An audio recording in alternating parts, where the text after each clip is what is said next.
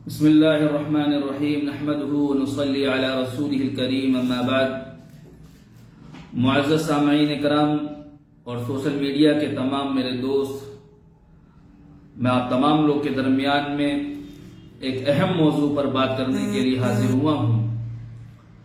اور سب سے پہلے میں آپ تمام لوگ کے درمیان میں ایک گزارش کر رہا ہوں کہ آپ تمام لوگ ویڈیو کو شیئر کریے، زیادہ سے زیادہ جوڑنے کی کوشش کریے. ہماری اس ویڈیو کو سبھی گروپ میں شیئر کریں اور میں امید کرتا ہوں کہ آپ تمام لوگ خیریت سے ہوں گے، عافیت سے ہوں گے. 70 سالوں سے ہندوستان کا مسلمان بدحالی کی زندگی گزار رہا ہے. 70 سالوں سے مسلمان بدحال ہے، اس کا ذمہ دار کون ہے؟ ایک بڑے سوال کے ساتھ میں اپنی بات کو شروع کر رہا ہوں کہ ہند کا مسلمان 70 سالوں سے بدحالی کی زندگی گزارنے پہ مجبور ہے، اس کا ذمہ دار کون ہے؟ 70 سالوں سے مسلمان سیاسی اعتبار سے لاچار اور مجبور ہے، اس کا ذمہ دار کون ہے؟ 70 سالوں سے مسلمان ایجوکیشن میں، تعلیم میں پسماندگی کی زندگی گزار رہا ہے، اس کے ذمہ دار کون ہے؟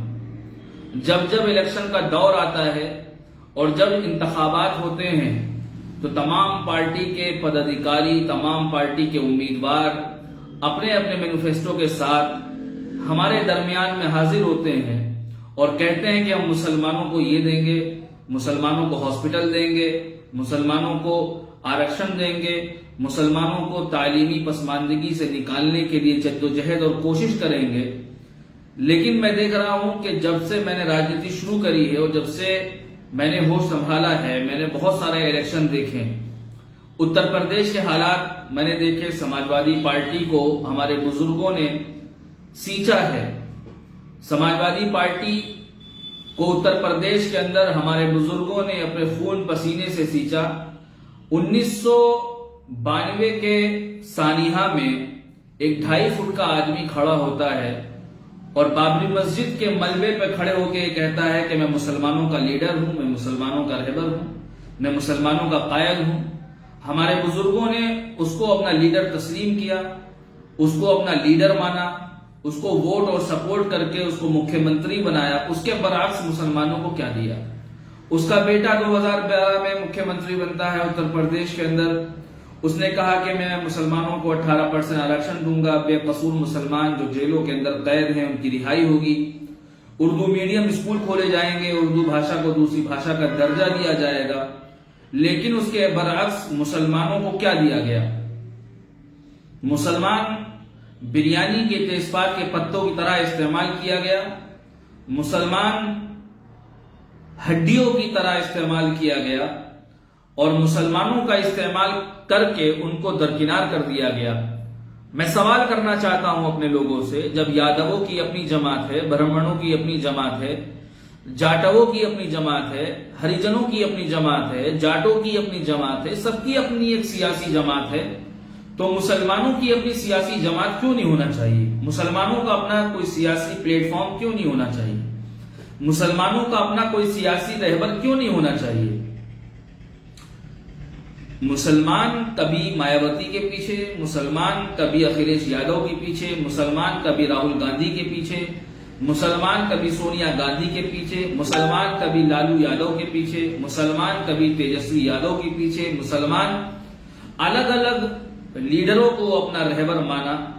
لیکن افسوس کی بات تو یہ ہے کہ آزادی کے بعد سے مسلمانوں نے اپنے درمیان سے اپنا لیڈر نہیں چنا، اپنا رہبر نہیں چنا، اپنا کوئی سیاسی پلیٹ فارم نہیں چنا، کوئی اپنی سیاسی جماعت نہیں بنائی.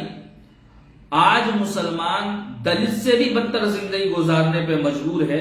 اس کی سب سے بڑی وجہ یہ ہے کہ مسلمانوں نے کوئی اپنا سیاسی پلیٹ فارم نہیں چنا، مسلمانوں نے کوئی اپنا سیاسی قائد نہیں چنا، مسلمانوں نے کوئی اپنا سیاسی رہنما نہیں چنا.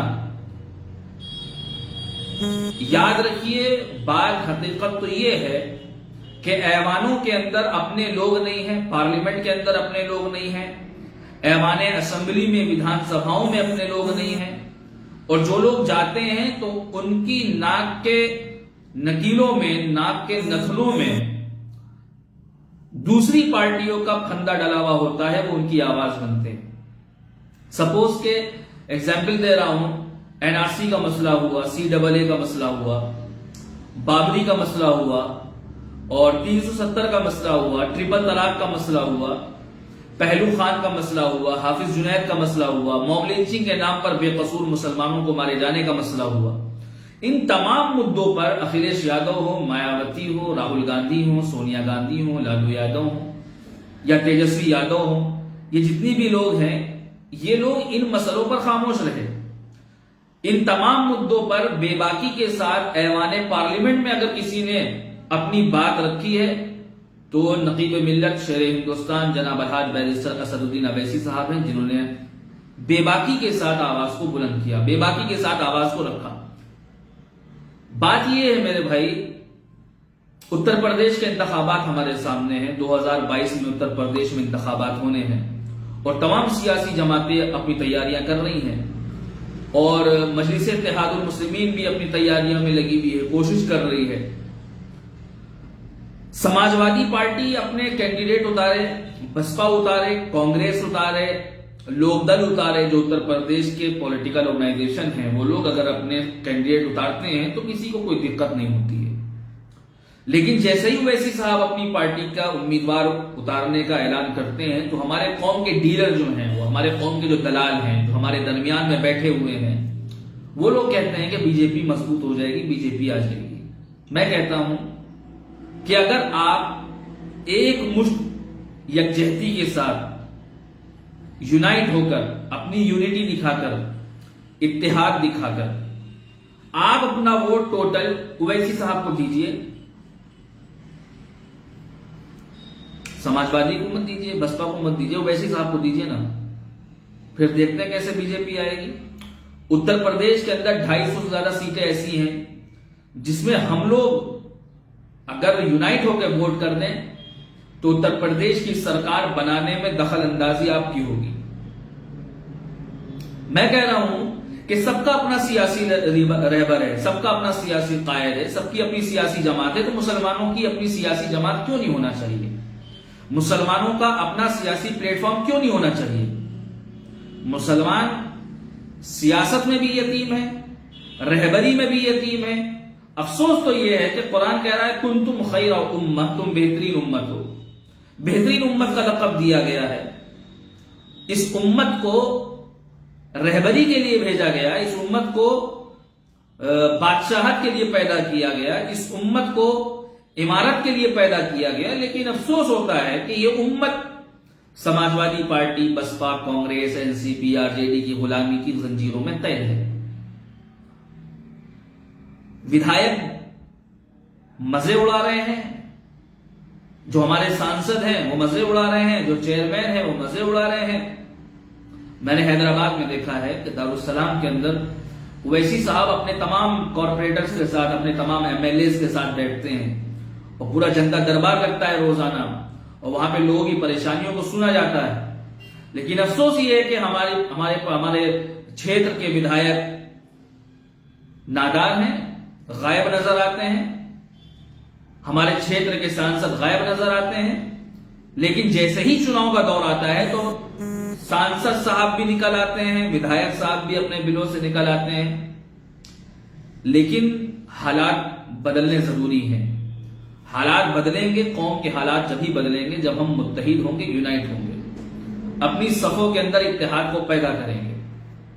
میں یہی کہہ رہا ہوں کہ مسلمانوں کو اپنی سیاسی جماعت تیار کرنی ہوگی, اپنا سیاسی پلیٹ فارم تیار کرنا ہوگا, اپنی جمہوریت دکھانی ہوگی, اور اس جمہوریت میں سب کو اپنا حق ہے, سب کو آواز اٹھانے کا حق ہے, سب کو اپنی آواز رکھنے کا پورا ادھیکار ہے.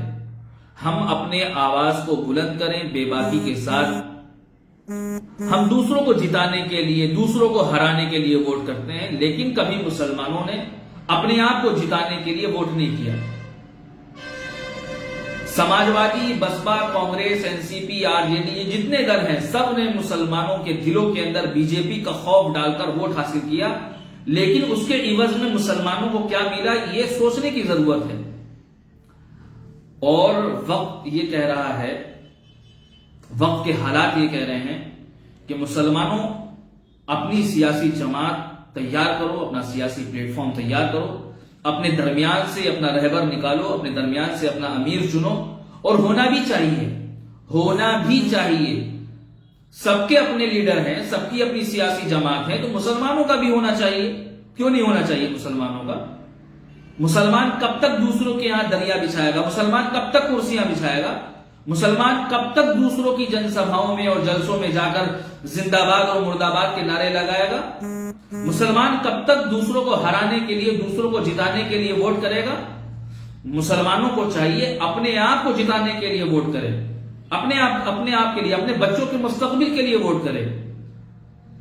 بی جے پی کو ہرانے کے لیے مسلمان سماجوادی کو ووٹ کر رہا ہے، بی جے پی کو ہرانے کے لیے بسپا کو ووٹ کر رہا ہے۔ ارے بی جے پی کو ہرانے کے لیے اپنے آپ کو ووٹ کریے نا، اپنی جماعت کو ووٹ کریے، اپنی قیادت کو مضبوط کریے، اپنی سیاست کو مضبوط کریے۔ اگر ہندوستان کے اندر کوئی واحد لیڈر ہے جو مسلمانوں کی بے باک آواز کو بلند کرتا ہے تو وہ نقیب ملت بیرسٹر اسدالدین اویسی صاحب ہیں، اس میں کوئی شک نہیں ہے۔ اگر اس وقت ہندوستان کے اندر سب سے قابل اور سب سے ذہین اور سب سے خوبصورت اگر کوئی لیڈر ہے تو بیرسٹر اسدالدین اویسی صاحب ہیں۔ اگر کوئی ایوانوں میں بے باکی کے ساتھ اپنی آواز رکھتا ہے تو بیرسٹر اسدالدین اویسی صاحب ہیں۔ اگر کوئی ہند کے سمویدھان کی حفاظت کر رہا ہے تو بیرسٹر اسدالدین اویسی صاحب ہیں۔ تو مسلمانوں کے لیے بیرسٹر اسدالدین اویسی صاحب سے اچھا اور قابل اور بے باک لیڈر ملنے والا نہیں ہے۔ اس لیے میں کہتا ہوں کہ مسلمانوں اپنی صفوں میں اتحاد کو پیدا کرو، اپنی جماعت کو مضبوط کرو، اپنی قیادت کو مضبوط کرو۔ الحمدللہ جناب شوکت علی صاحب جو مانیہ پردیش ادھیکش ہیں، ان کی قیادت میں اتر پردیش میں بہت مضبوطی کے ساتھ ہم لوگ انتخابات میں حصہ لینے جا رہے ہیں، اور انشاءاللہ 2022 میں ہم لوگ کو کامیابی ملے گی۔ اور ابھی حالیہ میں جو ضلع پنچایت انتخابات ہونے والے ہیں اتر پردیش کے اندر، انشاءاللہ اس میں بھی ہم لوگ حصہ لینے جا رہے ہیں۔ انشاءاللہ مجھے اللہ کی ذات سے پوری امید ہے کہ اتر پردیش کی عوام اب کی بار ہمیں بھرپور پیار سے نوازے گی۔